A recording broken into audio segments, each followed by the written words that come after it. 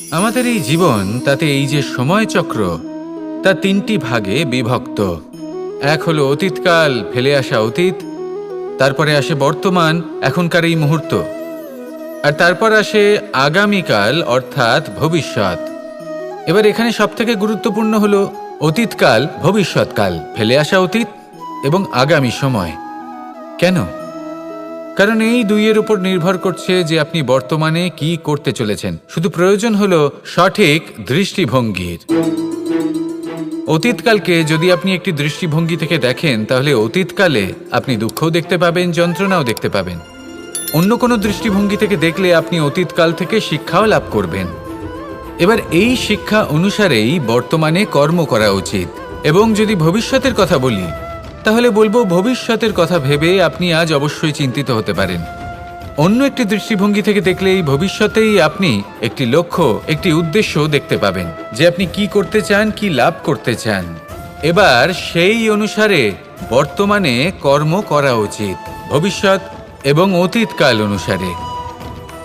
এভাবেই যদি জীবনে কর্ম করতে থাকেন, আপনার এই বর্তমানের দিনগুলো আপনি একটু নতুনভাবে বাঁচতে পারবেন। এভাবেই যদি জীবনে এগোতে থাকেন, তাহলে আপনার জীবনে আনন্দের উদ্ভব হতে কেউ বাধা দিতে পারবে না।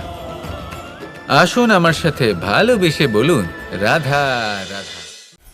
এটা কোনো এক সময়ের কথা। একটি শেয়াল ভুলবশত একটি নগরীতে প্রবেশ করে এবং সে সেখানে হঠাৎ ধোপাদের পাড়ায় প্রবেশ করে। নীল রঙগোলা জলে পড়ে যায়।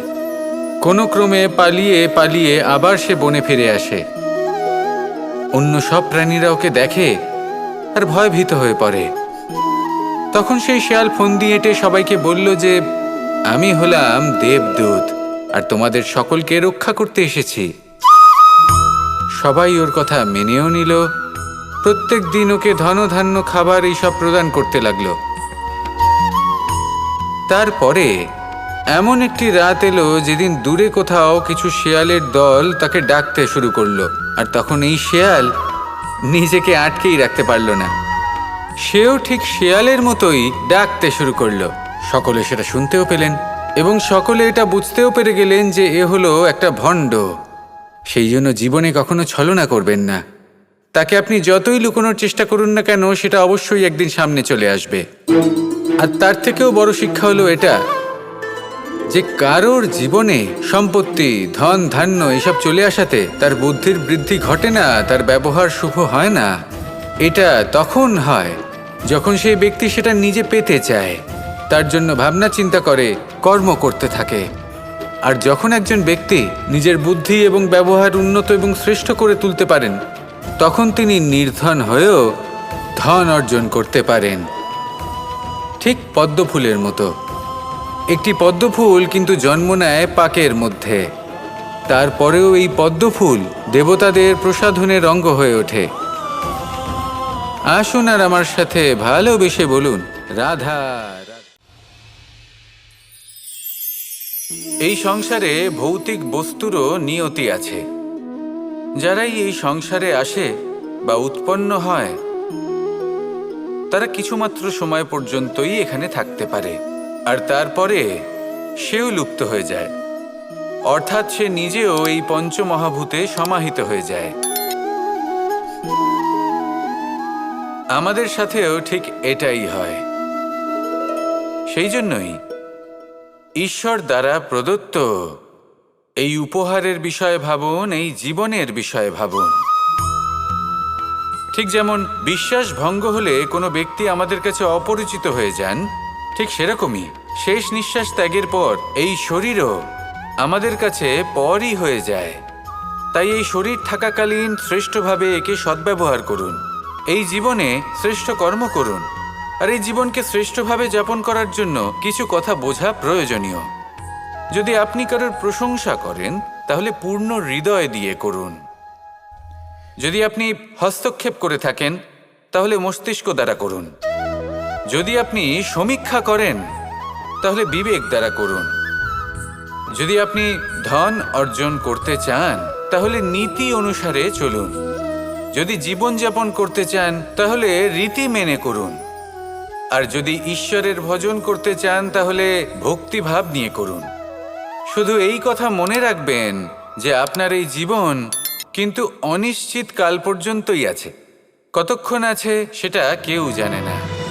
তাই কিছু মুহূর্ত যেটা যাপন করতে আমরা এখানে এসেছি, সেখানে ক্রোধ, অহংকার, ঈর্ষা, এইসব আবেগের কি গুরুত্ব বলুন তো? এগুলো ত্যাগ করুন। মানুষকে ক্ষমা করতে শিখুন। আস্তে আস্তে বিশ্বাস করতে শিখুন। এই সংসারে নিঃস্বার্থভাবে প্রেম করতে শিখুন আর সবার মধ্যে আনন্দ বিতরণ করুন। তাই এই সব গুণ যদি আপনি আত্মসাৎ করতে পারেন, তাহলে আপনার জীবনে শুধু আনন্দ এবং আনন্দই বিরাজমান হবে। আসুন আমার সাথে ভালোবেসে বলুন, রাধা রাধা। মানুষের জীবনে যখনই কোনো বিপদ আসে, মানুষ নিজের আশেপাশে দেখে, অন্য কাউকে খোঁজে, ভাবে কেউ এসে তাকে সাহায্য করবে। সে আশা করে যে কোনো ব্যক্তি এসে তার হাত ধরবে আর সেই বিপদ থেকে তাকে মুক্তি দেবে। কিন্তু প্রকৃতি আমাদের এই শিক্ষা দেয় না। কখনো কোনো পাখিকে দেখবেন, একটা পাখি যখনই কোনো ঝড় আসে কি করে? একটা ঝড় এসে তার বাসা ভেঙে দিয়ে যায়, তার বাসা নষ্ট করে দিয়ে যায়। সেই পাখি কিন্তু অপেক্ষা করে না যে কে তাকে এসে সাহায্য করবে। সে কখনো আশা করে না যে কেউ এসে তাকে আশ্রয় দেবে। সে নিজেই কর্ম করে, একটা একটা করে খড়কুটো সে আবার জড়ো করে আর নিজের বাসা পুনর্নির্মাণ করে। প্রকৃতি আমাদের এটাই শেখায় যে আমরা নিজেরাই প্রত্যেকটা সমস্যার সম্মুখীন হতে পারি। কারণ ঝড় অর্থাৎ সংকট আমাদের সবার জীবনেই আসবে, তার সম্মুখীন হতে হবে আমাদের, আর সেটাও নিজেদের শক্তি দ্বারাই। তার সম্মুখীন হওয়ার সময় নিজেদের সংযত করে রাখতে হবে, আর তার জন্য নিজের ওপর বিশ্বাস রাখা আবশ্যক। আর এই কথাটা বোঝাও আবশ্যক যে যত বড়ই সংকট আসুক না কেন, তার সাথে লড়াই করার মতো যে শক্তি প্রয়োজন, সেই শক্তি আমাদের মনেই নিহিত।